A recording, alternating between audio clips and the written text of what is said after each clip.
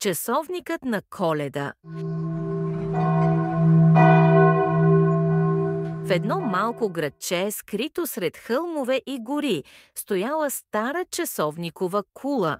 Хората я наричали Коледния часовник, защото всяка година точно в полунощ на бъдни вечер той звънял 12 пъти и се казвало, че звънът му носи щастие и сбъдва желания.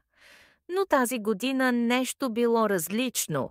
Когато настъпил декември, стрелките на часовника спрели. Хората се чудели какво се е случило. Никой не можел да го поправи. Без звъна на часовника, градчето започнало да губи своя празничен дух.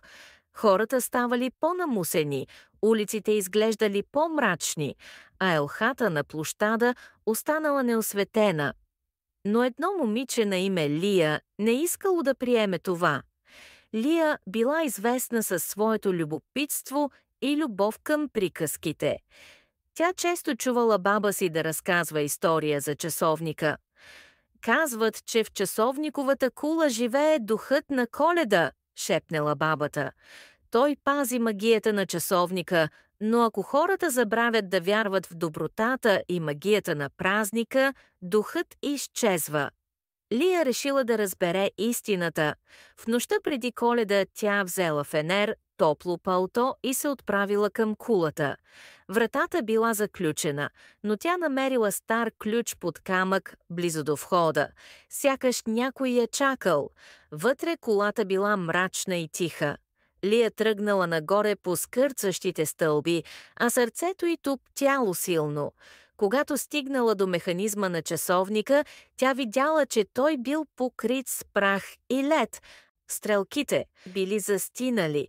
В средата на стаята стоял малък светещ глобус, но светлината му била слаба. Изведнъж тя чула нежен, но уморен глас. «Коя си ти, дете, и защо си тук?»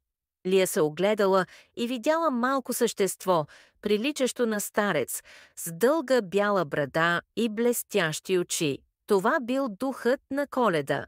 «Аз съм Лия, искам да поправя часовника. Хората в града са тъжни без него». Духът въздъхнал. Часовникът спря, защото хората спряха да вярват. Те мислят само за себе си, за подаръци и забравиха истинския смисъл на Коледа. Само ако вярата им се върне, стрелките ще се задвижат отново. Лия се замислила, как можела тя, едно обикновено момиче, да промени това? Тогава й хрумнала идея.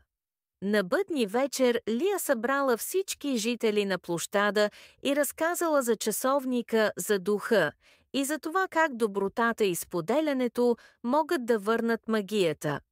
Отначало хората не й повярвали, но тя им предложила да опитат. «Нека всеки направи нещо добро, дори и малко. Нека подарим радост на някого».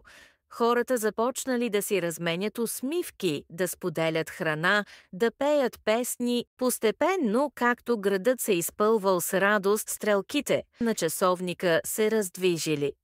Точно в полунощ часовникът звъннал силно и ясно, а светлината на глобуса се разляла като сияние над града. От този ден хората не забравили урока на Лия, че Коледа не е само празник, а време да бъдем заедно и да правим добро. Драги слушатели, ако искате да слушате още такива приказки, се абонирайте за канала. Може също да закупите книжката «Имало едно време» с 39 златни приказки в описанието под видеото. До нови срещи!